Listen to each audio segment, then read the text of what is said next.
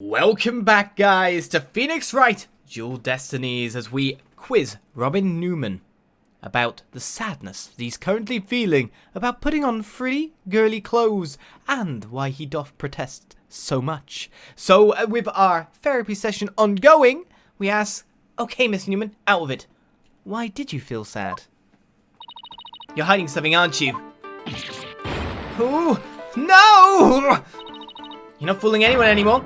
Now tell us why you were sad. Okay, fine. If you're gonna be that way, I'll tell you. The reason I felt sad is... No matter how much I dress up, I'll never be as pretty as Juniper. Well, no offense, but for one thing, he's a guy. And a real hothead at that. No, that's not it. I totally own those girls' clothes. I should have been totally pretty. But there's something that keeps getting in my way!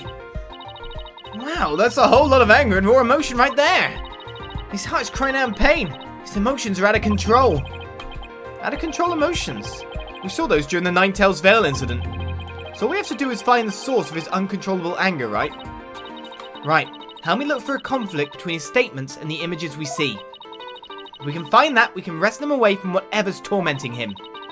Mr. Newman said that there's something getting in the way of him being pretty. Something that doesn't go with girly clothes. But what could it be? Fine, I'll testify. Man! 5%. How much longer is this going to go on for? To be honest, I think we're going to have a massive breakthrough as the out-of-control anger floods the scene. I snuck in knowing the costume was in there. My heart was pounding, even though I'm a guy. It's true, I felt a powerful feeling when I saw that long frilly scarf. I admit it, I wore girly clothes. I felt like a diva when I pulled the hood over my head. It felt so right, I was totally dressed up like a girl. Okay then. So we need to probe, and it's probably going to be on these latter statements because of the updated information. Saying that, our last thing had updated information and we probed on a different thing. You felt so right, you were totally dressed up like a girl. It feels great, but you're wearing stuff that's supposedly masculine. Is that what I'm looking for? I felt like a diva when I pulled the hood over my head. I felt so right, it was totally dressed up like a girl. Let's see what they say after the statement. So we're looking for the source of this anger. Right, the conflict in his testimony will most likely arise from his emotional repression. Let's compare the images to his testimony. We might find the problem that way. So it's literally in the image, so I think I know what I'm going for. The best thing to do is from here. You felt like a girl. Totally dressed up like a girl. But you're wearing things that kind of take away from that, or subtract from it. Oh wow, even when it like says literally separate things like that to go on. It's the brace, this thing that you're wearing to be so outwardly manly. Got it! That's causing your anger.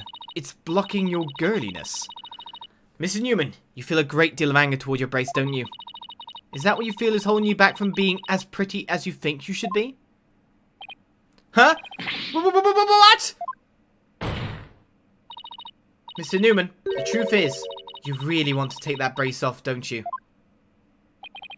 No way, man! This is a symbol of masculinity! I can never take it off! I should wear one too, then. Is it that you can't take it off, or that you don't want to take it off? Oh, man! I should have kept my big mouth shut! This is really weird. He exhibits intense anger toward his brace, which he calls a symbol of masculinity.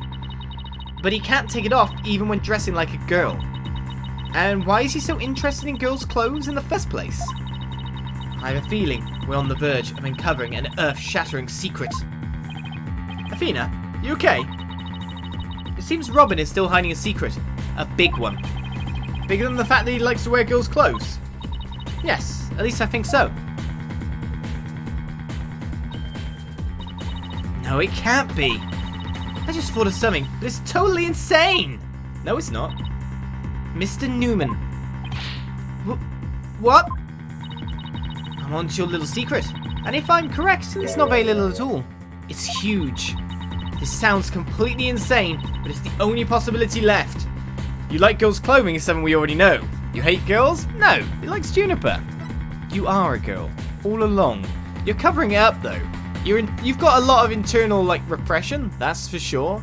You're covering up that you're a girl. Is it to chase Junie or to do something else? Do you just admire Junie in the way she looks? I'm confused about necessarily the motive behind it. But I'd say that Robin, a very gender neutral name in the first place. Well, gender neutral you could say. I'd say it's more leaning towards feminine in my head. But that's my head. I mean, you got Batman and Robin, boy. I know Robins that are boys. I actually know more Robins that are boys than girls. But to me, it's that general ambiguousness. Like Sam, Samantha, Samuel. It's that kind of thing. It can belong to either. And then the surname as well being Newman. That's the pun in the name. It's not a pun, it's the identity. Very important.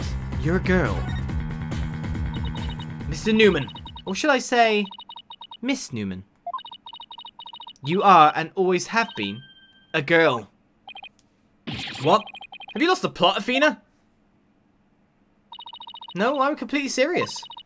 I never need direct evidence. But that's what Robin's heart is shouting out, loud and clear. Hold it! I still think you totally lost it. I mean, Robin reeks of testosterone. How can he possibly be a she? Shouting makes you reek of testosterone. Wearing a brace makes you reek of testosterone? I, for one, have never seen a girl who shouts like a maniac all the time. Oh! Oh! Oh! I've seen plenty of witnesses in my day. But if he's a she, then she's the most convincing actress I have ever encountered.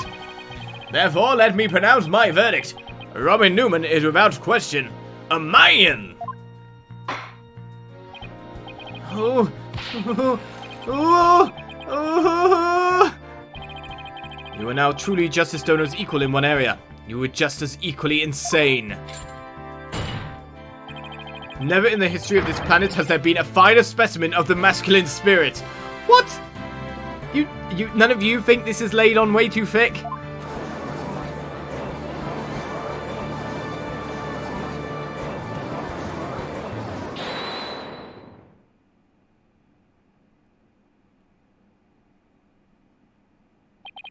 Oh! Ah! If you guys are not talking about me! Ah! I'm...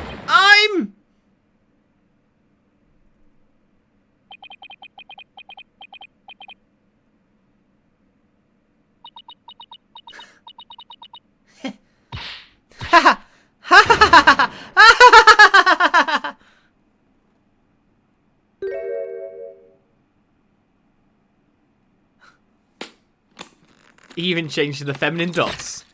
Oh, cool. The brace is off. Ah! The brace! It's... Please don't be this. Oh, fine. It is what it's covering, exactly what I thought it was covering. And that's the entire purpose of it. I was just hoping they didn't go overboard with it. Miss Cykes. No, allow me to call you Athena. I wanted to keep this a secret at all costs. But, no. What? No way! Ugh! Be still, my beating heart. Surely this must be some kind of jest. Nope, it's for real. I'm a girl, body and soul. If you don't believe me, I'll give you a P-E-E-K. Blackwell has taken a thing. As if. What an amazing transformation! Blackwell's heart has been stolen! And all the Discord is gone, the image is now complete. Wait, your eyebrows disappeared too? That's actually the more shocking bit of it.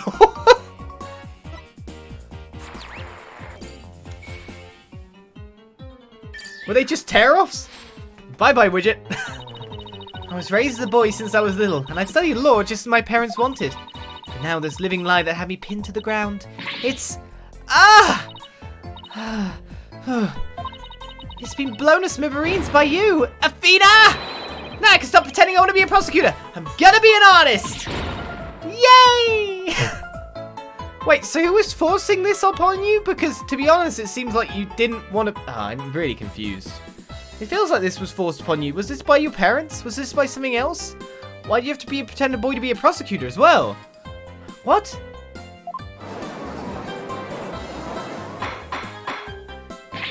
Order!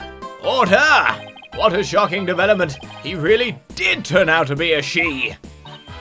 Ah, why is everyone looking at me like that? I feel like a movie star or something. But no paparazzi, please. I value my privacy. Okay. What? Rah! No picture will regret it, man! Am I just imagining things, or is Robin even more hyper now than when she was a he? I don't know. Maybe it's because she finally got her troubles off her off her chest. Literally, yeah. I was gonna say off like the weight on her back, but no, troubles off her chest, literally, that works way, way, way better. Yeah, to be honest, when you've been locked in a box for a long period of time, to take Miriam as an example, and you're finally free from it, and able to be who you want to be, who you really are, man, that must feel hella good. Basically a coming out. This is all well and good, but does he being a she actually change anything? Oh god, it does! The fact that the witness is actually a girl does change things. Because there's now a piece of evidence that we must reevaluate. Very well. Let's see what the defense has for us now. I didn't realize it until you said that, Judge. What piece of evidence must be reconsidered now that we know that the witness is a girl? It's the tape. A woman can be shouting, "You're a goner." Take that! This is what I'd like the court to reconsider. Oh, the tape recorder. The one that recorded the threat. You're a goner. That's right. And we have already established that it's a female voice in the recording. Of all the students who could have moved the body before the mock trial was to start, our client was the only female if you exclude Miss Scuttlebutt because of her alibi. And that is why the tape recorder made our client the prime suspect. Ah, so then... That's right. The witness just revealed that she's a girl. Therefore, if we are using the voice in this recording as the basis for hurling accusations, this witness must be labelled a suspect too. Oh. Oh no! Wow. Talk about a sudden turn of events. You've done it.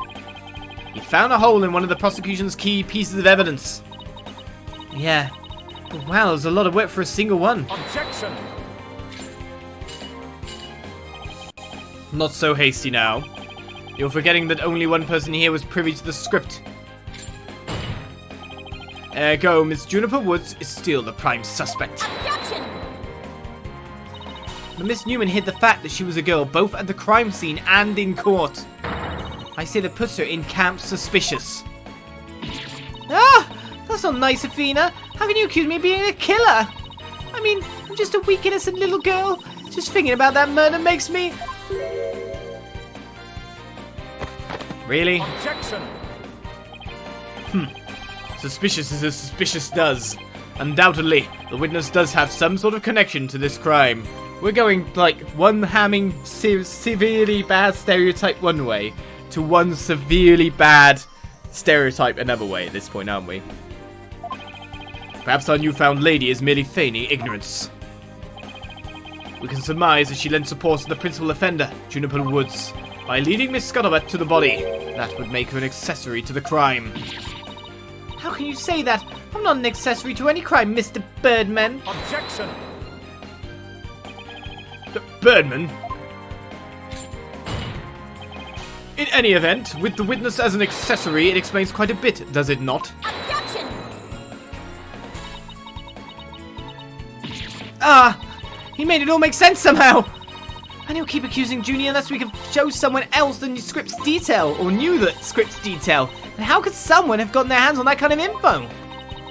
The only way they could have known what was in the script was if they saw the mock trial, heard it from Junie, or had penned the strip.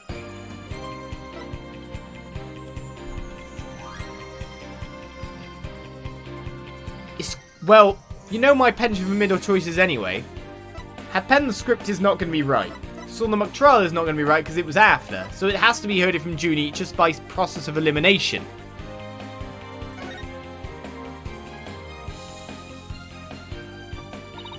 Sorry, Junie, but you're not going to like this. Our client may have leaked the script's details to someone. What the devil? And I know I shouldn't have, but I revised the script to favour the prosecution.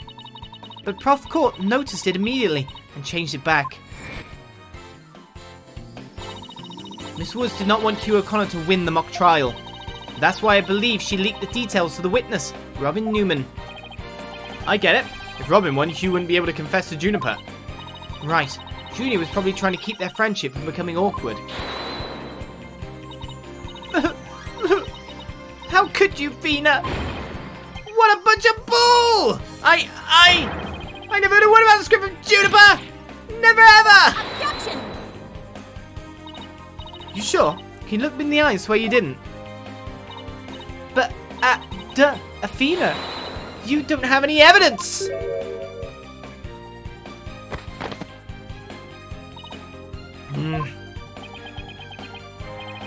Actually, we might have just the thing.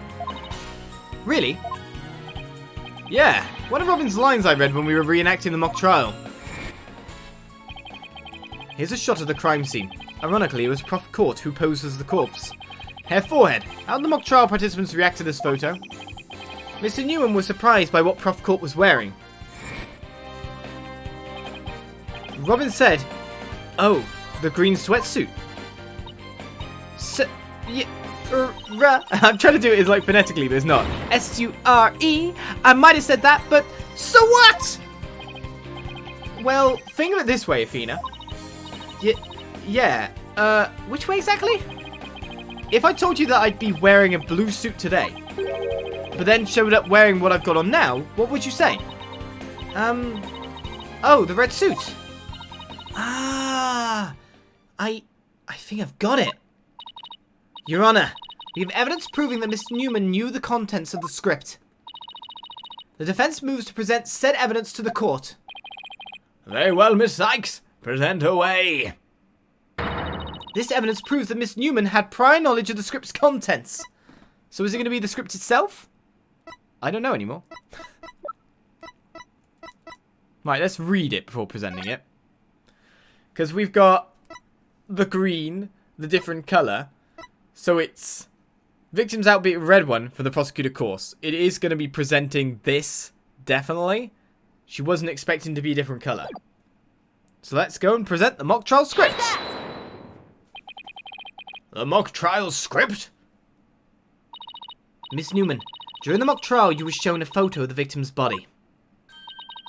And reportedly, you reacted by saying, "Oh, the green sweatsuit." Oh, yes, I said that. What's your point? You seem to have some issue with the green sweatsuit, and I think I know why. The proof is in the script, specifically on the things to prepare page. Sweatsuit, victim's outfit will be a red one from the prosecutor course. Ah! You were surprised because the sweatsuit in the photo was green. But if you didn't know about the script's content, then that wouldn't have surprised you. Or shouldn't have surprised you. No! I thought we were friends, Athena. How could I have been so blind? In light of her privileged knowledge, I move to declare Miss Newman a suspect, Your Honor. You what? Do we believe she did it? If no script details made me a suspect, then there must be others beside me. I mean, someone else could have also seen Prof. Course note. Note? What note? The Professor and Juniper were working together to prepare for the mock trial, but only one copy of the script was made to prevent it from being leaked. But that gets kind of inconvenient, right? You're not seriously going to suggest... Ah, but it's the truth. Prof. Court did do exactly what you're thinking. She didn't write down any of the proceedings or the truth behind the case. But she did write a note to herself about the props and details about the victims, but why? Is this really true, Miss Newman? If you don't believe me, send the police over to my house. Tell them to check the pictures on my camera. I thought it might give me an advantage. So I took a picture of the note. I'd say she's telling the truth. Wait a sec. If there's a note with details about the body, then that means there are others who could have made the murder look like our client's script. Yes, I believe you're right. Apparently, this case isn't as clear-cut as Prosecutor Blackwell would have us believe. This new revelation blasts a big fat hole in the prosecution's case. Objection! Bully for you, Missy, but don't think this spells victory. And why not? The battle is still young, and my blade is now fully drawn. Between it and my next witness, your life will be forfeit. So put away your wooden sword and show me what you are truly capable of if you wish to live. You want it? Don't worry, I'm gonna bring it. Now, where are we going from here, though? Oh, okay. I already said I want nothing to do with this trial. How juvenile. It is not a matter of what you want, for you will cooperate, Hugh O'Conner. Professor Blackwell, why have you called this witness? You will recall that the day before the mock trial, in short, the day of the murder, the accused testified that she left her home at around 6 p.m. Yes, my notes here do confirm that fact. Right. Our client wasn't at school at the estimated time of death, so she couldn't be... Objection! Yet that was but a felicitous lie. Or am I mistaken, golden boy? I've no intention of saying anything more. Now, if you'll excuse me... Hold! I'm not through with you yet. It seems the rogue prosecutor has it out for me. Leave, and we just might discuss you-know-what. No, wait. One little statement and Mr. Cool loses it? What's that all about? I changed my mind. I'll stay and testify. Are you sure, Mr. O'Conner? The word of a genius is as good as gold. Let's get on with this. Hugh O'Conner, a senior at Femis Legal Academy lawyer course. How's that? Just fine.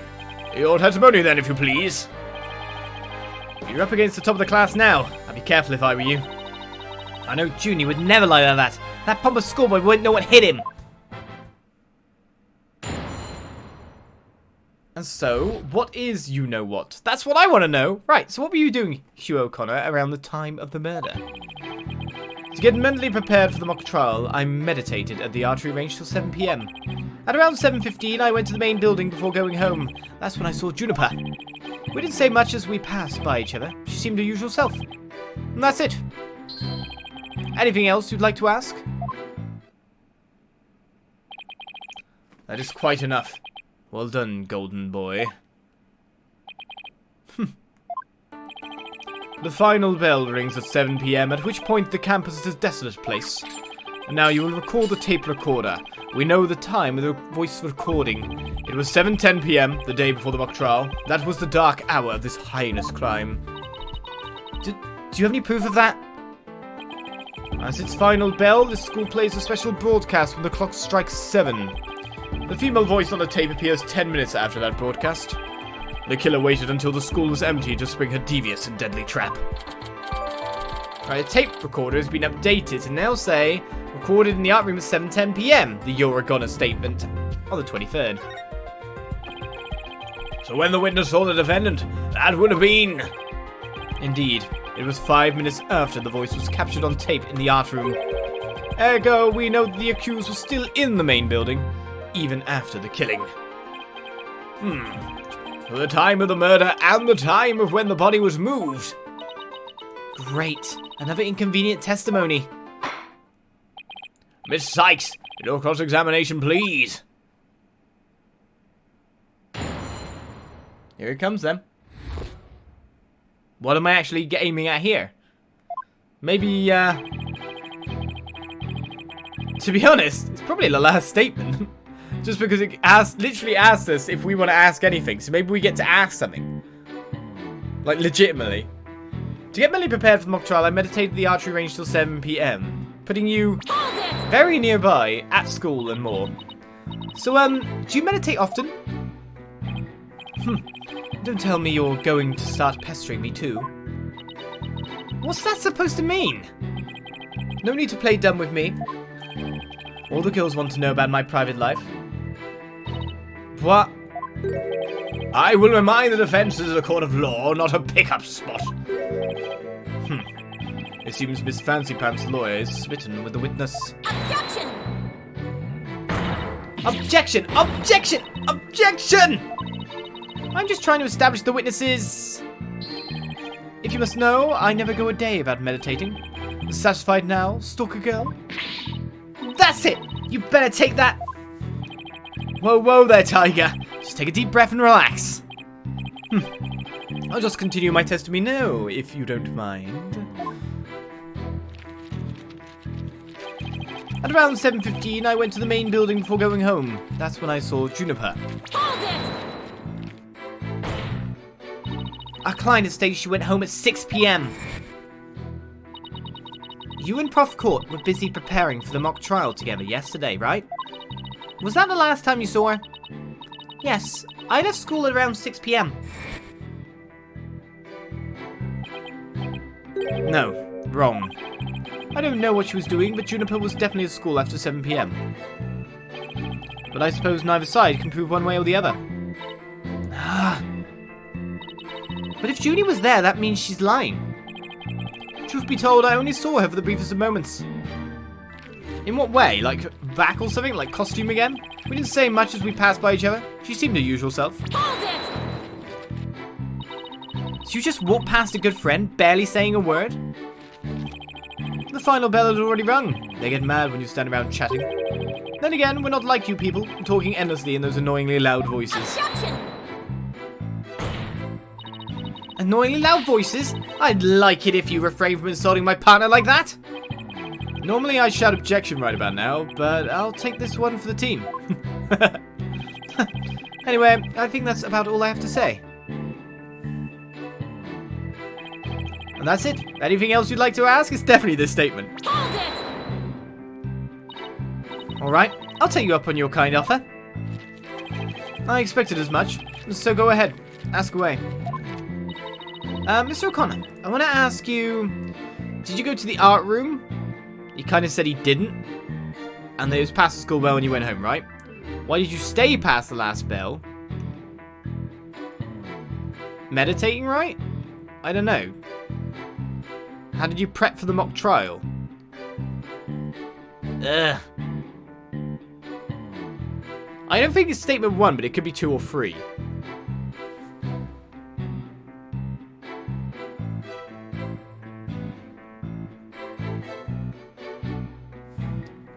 Is this one of those that we can constantly change? Let's have a look. Let's have a look at both. Why would an honest student like you ignore the last bell? I wouldn't say ignored it. I was simply running a little late. Do you remember exactly how late? You're a stickler for details, lady.